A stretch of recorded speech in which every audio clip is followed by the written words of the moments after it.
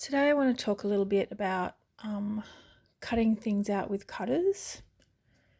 Most people probably know this, but not everyone uses cutters, or so I thought it's good to go over some of the little helpful things that help me. So when I'm cutting things out, if the clay's too wet, it's going to stick. So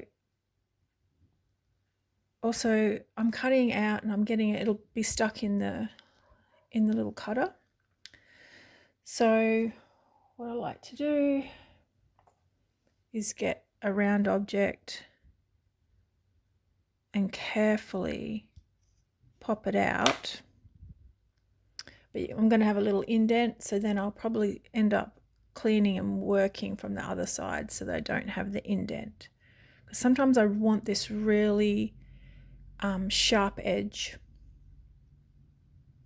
not a rounded edge. But when I'm using Glad Wrap, it's quite a different effect.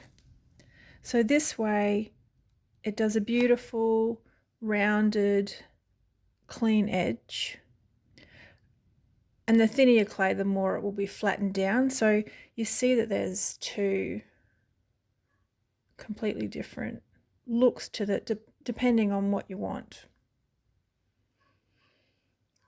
With these stars, I've cut them and wanted a sharp edge because then I've used them, I bisque them, and then I use them to indent.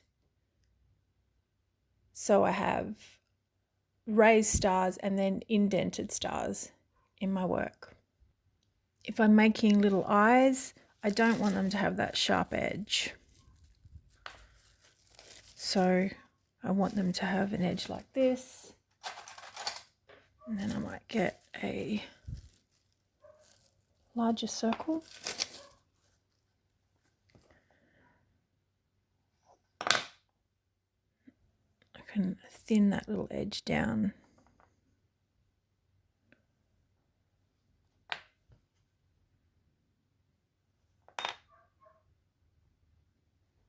And I can make it with a bit of a softer edge. I like to make leaves with a soft edge. So I'm cutting out with this teardrop shape, and then I've made my own bisque stamp.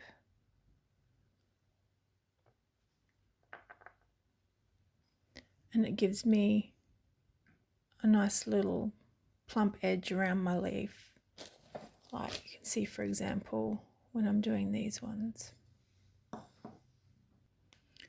When I'm making houses, I want a nice, sharp, crisp edge, not the rounded shape. On this robot, I've used the wrap to make a rounded edge for the little dials. And I think I've used a rounded edge on these ones, but for these I wanted it to be sharper. So it's just thinking about what your objective is when you're cutting out. Also, the Glad Wrap is great if you feel like your cutters are going to stick.